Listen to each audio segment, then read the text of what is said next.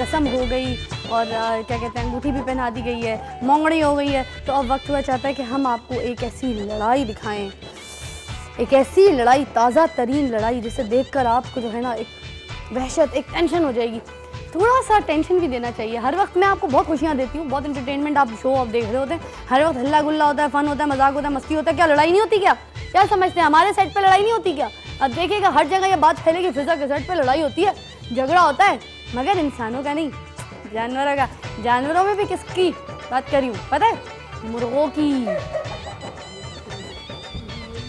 मैं बहुत प्यार से बुला रहा था, मैंने कहा जाके सलाम दुआ करके, ठीक हो भाई साहब, तबीयत ठीक है? हैं सिंधी मुर्गे हैं, शर्म नहीं आती?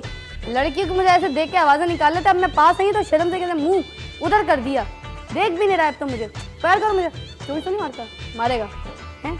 बेबी क्यूट डरता ही, मैं डर लग रहा है, काट भी लेता होता है वैसे। ये है इतना ज़्यादा प्यार और लाड नहीं करना चाहिए, सिंधी मुर्गे हैं, लड़कियों को देख के फोन काट भी सकते हैं, कोई रिस्क नहीं लेना चाहिए।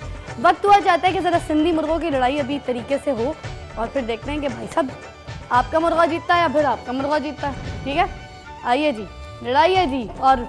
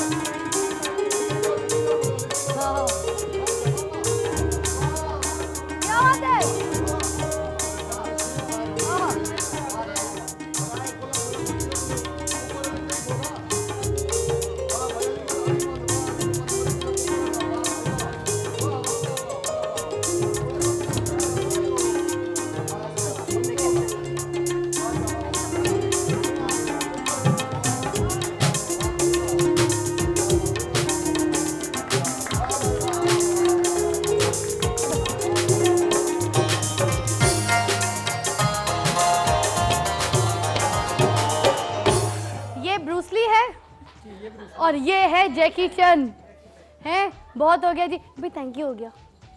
क्या बात है जी? हैं आइए जी, अभी तो सुबह की फिजा, चल सुबह की फिजा हो भी तो। हाँ वही चलो, जो मैं कहना चाह रही थी तुमने कह दिया हैं, कोई हाल नहीं है। अच्छा इधर आओ, इधर आओ, वापस आओ, इधर आओ तुम जरा। माइक, मुर्गे की लड़ाई में ओए उसको क्या क्या खिलाते हो? बादाम खिलाती हूँ। बादाम खिलाती हूँ। ऊंची आवाज कर रहे हैं आप, क्योंकि आपने बादाम नहीं खाया खुद और मुर्गों को खिला देते हैं सारे। ये हमारे बच्चे ने पहले बच्चे। बोलो क्या बोल रहे हो, बात करो, क्या खाते हो? बोलो बात करो, आवाज नहीं निकल रही, बोलो बात करो। आप बोलेंगे तो कुछ कहेगा, बोले कुछ कहने लगे। ये इन्हें बादाम खिलाते हैं, ये देख बोला, देख बोला, वो हमारे के साथ बोलेगा ना। हाँ बोले।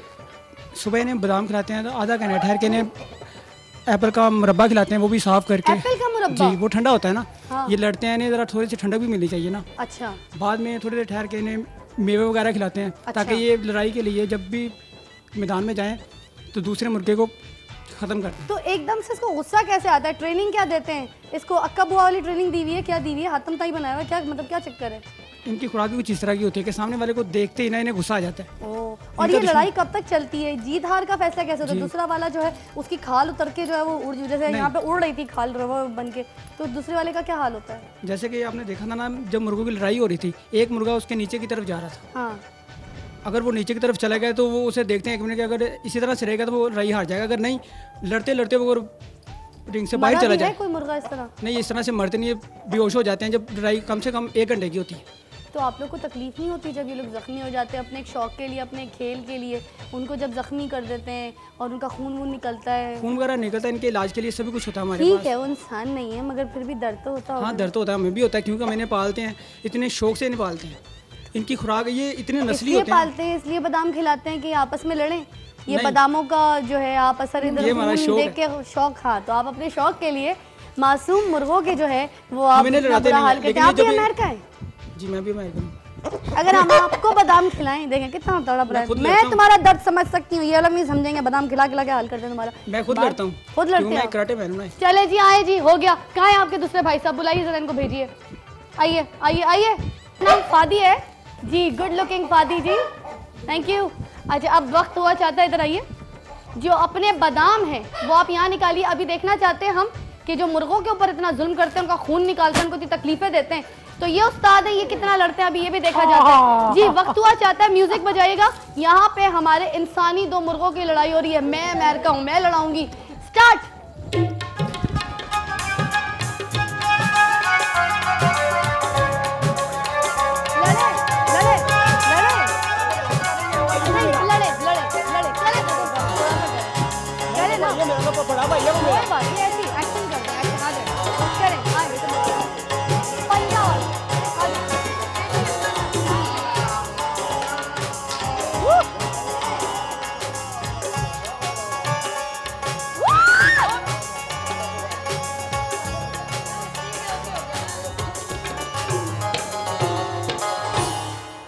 अब आप तौबा करें कि मुर्गे नहीं लड़वाएंगे।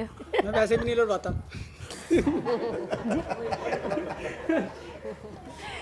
आप बड़े भाई हैं जी। नहीं झूठ बोल रहा, मैं उससे छोटा हूँ। भाई लड़ाई तो असली में हो गई, कहते हैं झूठ बोल रहा मैं उससे छोटा हूँ। थैंक यू, हो गया, बेस्ट हो गया, मज़ा आ गया। आइए जी, जी हाँ आप और जीते रहिए। थैंक यू, हो गया, थैंक यू, हो गया।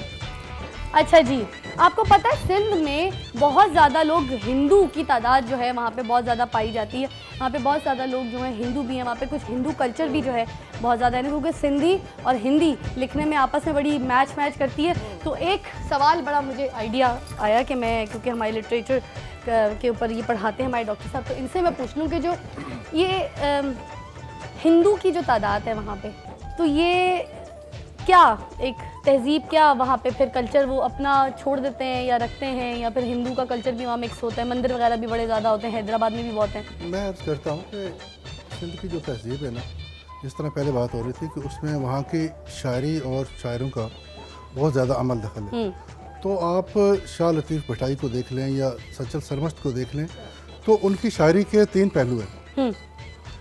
सबसे पहला है कि इखलाकियात की जो है ना तदरीस, ठीक है जी, इखलाकियात का दर्स। दूसरा है हिम्मत अफजाई, और तीसरा है इश्क व मोहब्बत, जैसे सस्सी पुन्नू सोनी महिवाल जी। तो सबसे पहला जो सबक है ना, वहाँ की तहजीब, वहाँ के कल्चर, वहाँ की म्यूज़िक और वहाँ की शायरी का, वो इंसानी रिश्ते हैं। ठीक है, वो उसमें मज़हब, कास्ट ये कुछ नहीं है। ठीक है, ठीक है। और इन लोगों ने जिस तरह सारे मज़ाहिब को इकट्ठा करके बिठाया जी, और जो दर्स दिया वो सिर्फ इंसानियत का दर्स था। क्या बात है जी। वो मोहब्बत का दर्स था जी, वो इत्तेहाद और यगानगत का दर्स था। क्या बात है जी। तो आज भी वो सारी कौमें अपनी अपनी जगह पर और सारे मज़ाहिब अपनी अपनी जगह पर जब वो अपने मज़हब का आज़ादाना प्रचार करते हैं, तो मैं ये कहूँगा कि ये शाह लतीफ़ और सच्चर सरमस्त की उन तालीमात का असर है, बिल्कुल, जो आज भी सिंध में वक्त हुआ चाहता है कि अभी सायरा अरशद जी जो है ब्रेक पे भेजेंगी, क्योंकि अभी आपकी फ़ैन ऑडियंस जो है ना वो वहाँ पे मौजूद है, सारी आपको देख रही है। ये आपका हुआ जगह, और यहाँ जगह पे आप आके अपने सिंधी स्टाइल में ज़रा अगर ब्रेक पे भेज देंगी तो वो मज़ा आ जाएगा। आइए जी। है मगर घूमना तो आपको खुद ही पता है, मैं घूम नहीं सकूँगी, वो मैं घुमा दूँगी, मैं दूँगी। अब ये जी मैंने सिंधी स्टाइल से ब्रेक पे, ये आपका कैमरा।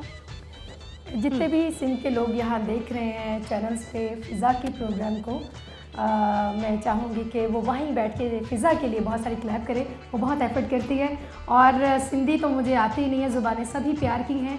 तो मिलते हैं ब्रेक के बाद।